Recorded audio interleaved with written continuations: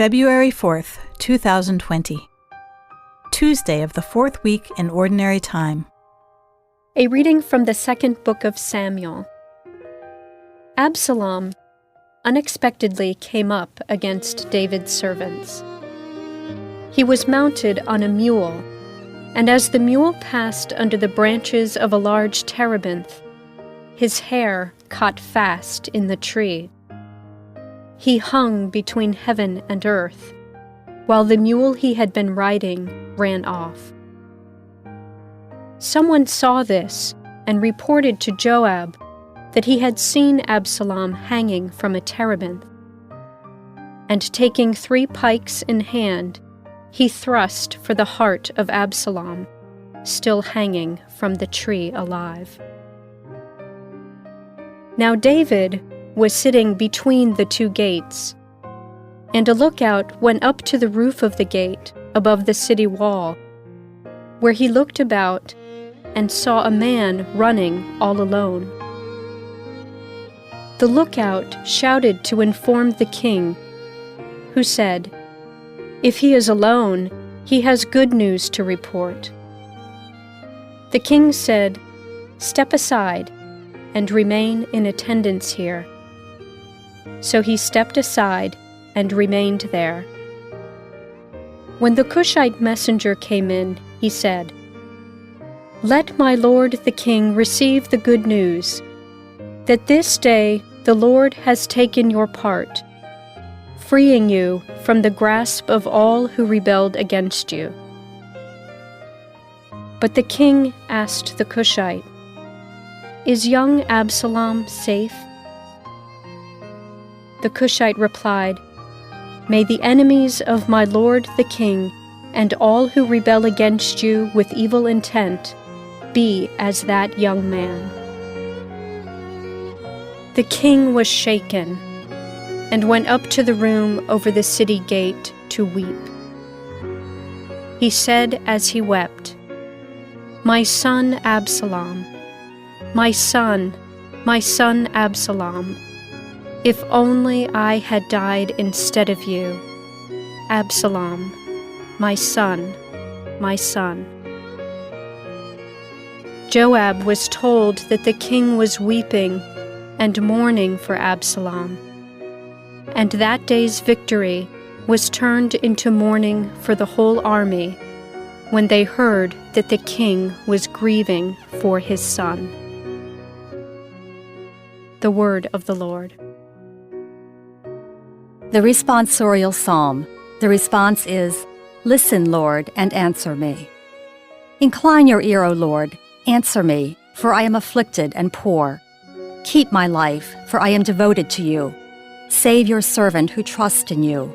You are my God. Listen, Lord, and answer me. Have mercy on me, O Lord, for to you I call all the day. Gladden the soul of your servant, for to you, O Lord, I lift up my soul. Listen, Lord, and answer me. For you, O Lord, are good and forgiving, abounding in kindness to all who call upon you. Hearken, O Lord, to my prayer, and attend to the sound of my pleading. Listen, Lord, and answer me. A reading from the Holy Gospel according to Mark. When Jesus had crossed again in the boat to the other side, a large crowd gathered around him, and he stayed close to the sea. One of the synagogue officials named Jairus came forward. Seeing him, he fell at his feet and pleaded earnestly with him, saying, "My daughter is at the point of death. Please come lay your hands on her, that she may get well and live." He went off with him, and a large crowd followed him. There was a woman afflicted with hemorrhages for 12 years. She had suffered greatly at the hands of many doctors, and had spent all that she had. Yet she was not helped, but only grew worse. She had heard about Jesus and came up behind him in the crowd and touched his cloak. She said, "If I but touch his clothes, I shall be cured." Immediately her flow of blood dried up. She felt in her body that she was healed of her affliction. Jesus, aware at once that power had gone out from him, turned around in the crowd and asked, "Who has touched my clothes?" But his disciples said to him, "You see how the crowd is pressing upon you, and yet you ask, 'Who touched me?'" And he looked around to see who had done it. And the woman, realizing what had happened to her, approached in fear and trembling. She fell down before Jesus and told him the whole truth. He said to her, "Daughter, your faith has saved you. Go in peace and be cured of your affliction." While he was still speaking, people from the synagogue official's house arrived and said, "Your daughter has died. Why trouble the teacher any longer?" Disregarding the message that was reported, Jesus said to the synagogue official, "Do not be afraid, just have faith." He did not allow anyone to accompany him inside except Peter, James, and John, the brother of James. When they arrived at the house of the synagogue official, he caught sight of a commotion, people weeping and wailing loudly. So he went in and said to them, "Why this commotion and weeping? The child is not dead, but asleep." And they ridiculed him. Then he put them all out. He took along the child's father and mother and those who were with him, and entered the room where the child was. He took the child by the hand and said to her, "Talitha kum," which means, "Little girl, I say to you, arise." The girl, a child of 12, arose immediately and walked around. At that they were utterly astounded. He gave strict orders that no one should know this, and said that she should be given something to eat. The Gospel of the Lord.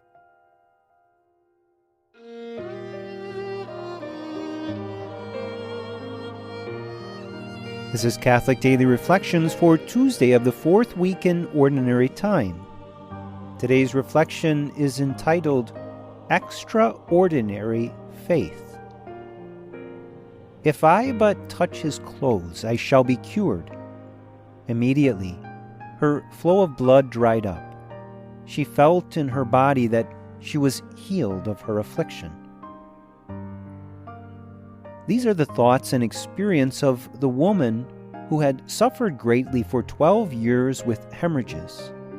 She sought out many doctors and had spent all she had in an attempt to be healed. Sadly, nothing worked. It's possible that God permitted her suffering to continue all those years so that she would be given this particular opportunity to manifest her faith for all to see. It's interesting that this passage actually reveals her interior thinking as she approaches Jesus. If I but touch his clothes. This interior thinking is a beautiful illustration of faith. How would she have known that she would be healed? What was it that led her to believe this with such clarity and conviction? Why, after spending 12 years working with every doctor she could come by, would she suddenly realize that all she needed to do is to touch Jesus' clothes in order to be healed? The answer is simple. Because she was given the gift of faith. This illustration of her faith reveals that faith is a supernatural knowledge of something that only God can reveal.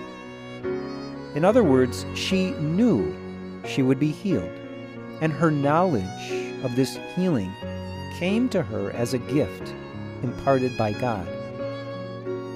Once imparted, she had to act on this knowledge, and in so doing, she gave a wonderful witness to all who would read her story. Her life, and in particular this experience, should challenge us all to realize that God also speaks profound truths to us if we only listen. He is constantly speaking and revealing the depths of His love to us, calling us to enter into a life of manifest faith. He wants our own faith to not only be the foundation of our lives, but also to be a powerful witness to others. Reflect today upon the interior conviction of faith that this woman had. She knew God would heal her because she allowed herself to hear Him speak. Reflect upon your own interior attentiveness to the voice of God and try to be open to the same depth of faith witnessed by this holy woman. Let us pray. Lord, I love You and I desire to know You and to hear You speak to me each and every day. Please increase my faith so that I may know You and Your will for my life. Please use me as You wish to be a witness of faith for others. Jesus, I trust in You.